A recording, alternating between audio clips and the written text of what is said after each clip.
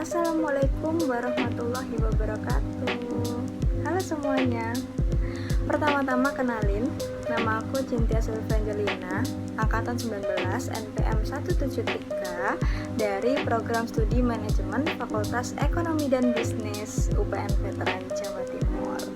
Nah, di sini aku akan menjelaskan sedikit tentang komunikasi bisnis, yaitu kenapa sih komunikasi itu harus terstruktur dan jelas, alias tidak asal-asalan. Nah, di sini sebelum kita beranjak ke kenapa sih komunikasi itu harus terstruktur dan jelas dan bagaimana prosesnya, kita harus tahu dulu pengertian komunikasi dan komunikasi bisnis itu seperti apa.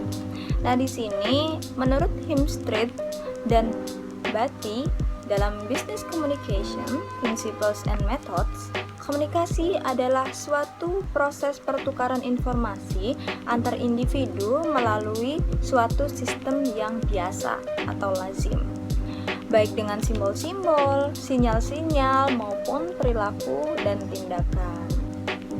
Nah, itu adalah pengertian komunikasi yang biasa kita lakukan sehari-hari. Nah, sekarang kita membahas tentang komunikasi bisnis. Apa sih komunikasi bisnis itu? Komunikasi bisnis adalah komunikasi yang digunakan dalam dunia bisnis, mencakup berbagai macam bentuk komunikasi, baik komunikasi verbal maupun komunikasi non-verbal untuk mencapai tujuan tertentu. Nah, hampir sama ya komunikasi dengan komunikasi bisnis, tapi bedanya yaitu komunikasi bisnis digunakan dalam dunia bisnis. Nah, setelah tahu pengertiannya, pastikan kita mikir. Dalam bisnis berkomunikasi itu tidak boleh sembarangan.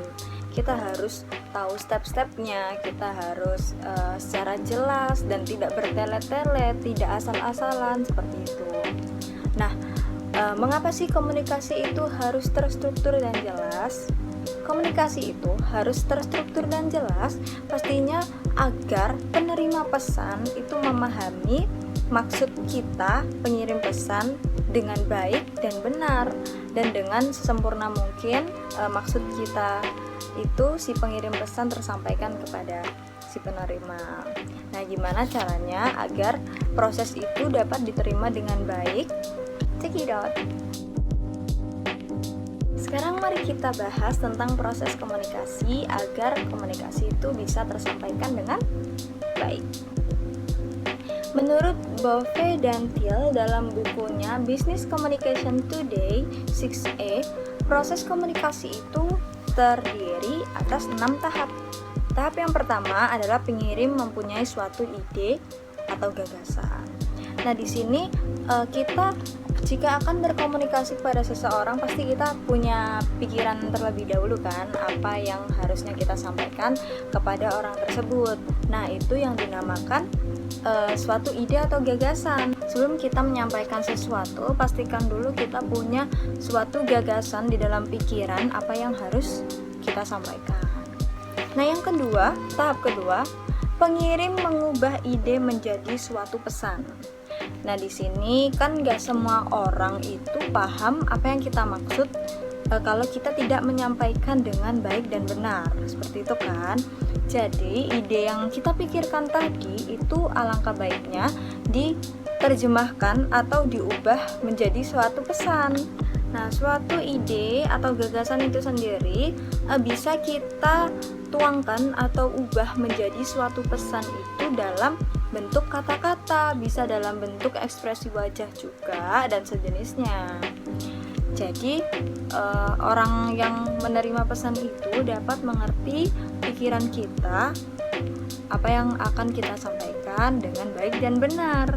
Tahap ketiga, pengirim menyampaikan pesan. Nah, setelah yang tadi tahap pertama itu kita pikirkan, tahap kedua kita terjemahkan dalam sebuah kata-kata, dan tahap ketiga kita harus menyampaikan pesan yang akan kita sampaikan. Dalam menyampaikan suatu pesan ini, kita sebisa mungkin tidak bertele-tele guys, dan jelas kita mau menyampaikan pesan itu apa. Tahap keempat yaitu penerima menerima pesan. Nah, ibaratnya suatu Suatu surat itu baru dikatakan penerima-menerima pesan jika suatu surat itu sudah sampai ke dia dan dibaca. Contoh lainnya, ketika misalnya ada pidato, suatu pesan dari pidato itu tersampaikan adalah ketika para audiens itu mendengarkan apa itu isi pidato dan mengerti pesan-pesan yang disampaikan. Lalu ada tahap kelima, yaitu penerima menafsirkan pesan. Nah, setelah penerima itu menerima pesan, berikutnya adalah bagaimana ia dapat menafsirkan. Suatu pesan disampaikan pengirim harus mudah dimengerti dan diterima di benak pikiran si penerima pesan. Jadi, suatu pesan itu dapat ditafsirkan secara benar bila penerima pesan telah memahami isi pesan sebagaimana yang dimaksud oleh pengirim pesan. Nah, yang terakhir adalah penerima memberi tanggapan dan umpan balik ke pengirim. Nah, setelah tadi pesannya sudah diterima, sudah ditafsirkan, ini adalah sebuah umpan balik atau feedback untuk si pengirim. Suatu feedback dapat berupa kata-kata atau ekspresi wajah dan sebagainya. Sebagai contohnya, seorang karyawan menerima sepucuk surat dari bosnya. Nah, setelah dibaca, ternyata dia menunjukkan ekspresi wajah yang murung. Bentuk ekspresi wajah karyawan tersebut juga merupakan feedback atau tanggapan bagi si penerima pesan. Sekian dari komunikasi bisnis yang bisa aku sampaikan beserta proses-proses dalam berkomunikasi agar komunikasi itu bisa tersampaikan dengan baik dan benar. Mohon maaf kalau ada kurang-kurangnya, dan apabila ada yang ditanyakan atau ada yang mau dikoreksi, silakan dengan senang hati komen di bawah. Akhir kata, wassalamualaikum warahmatullahi wabarakatuh. Sampai jumpa lagi. Dah. Jangan lupa buat like, comment, and subscribe. Terima kasih.